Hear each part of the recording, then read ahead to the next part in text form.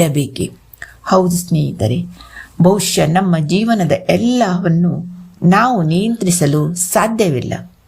ಆದರೆ ನಮ್ಮ ಆಲೋಚನೆಗಳನ್ನು ಗಮನಿಸುವುದು, ನಮ್ಮನ್ನು ನಾವು ಪ್ರೀತಿಸುವುದು, ಹಳೆಯದನ್ನು ಬಿಡಲು ಪ್ರಯತ್ನಿಸುವುದು ಮತ್ತು ಹೊಸದನ್ನು ಆಯ್ಕೆ ಮಾಡುವುದು ಅದು ನಮ್ಮ ಕೈಯಲ್ಲಿದೆ ಸ್ನೇಹಿತರೆ. ಹಾಗಾಗಿ ಇಂದಿನಿಂದ ಒಂದು ಸಣ್ಣ ಬದಲಾವಣೆಯನ್ನು ಮಾಡೋಣ. ಜಗತ್ತನ್ನು ಬದಲಾಯಿಸುವ ಮೊದಲು ನಮ್ಮೊಳಗಿನ ಧ್ವನಿಯನ್ನು ಬದಲಾಯಿಸೋಣ.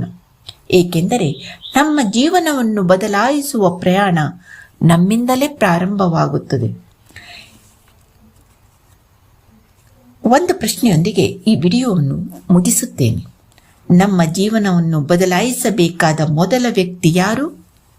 ಉತ್ತರವನ್ನು ಹೊರಗೆ ಹುಡುಕುವ ಮೊದಲು ಒಮ್ಮೆ ನಮ್ಮೊಳಗೆ ನೋಡೋಣ. ಅಲ್ಲಿಂದಲೇ ಪ್ರೀತಿ ಮತ್ತು ಬೆಳಕು ಹುಟ್ಟಬಹುದು.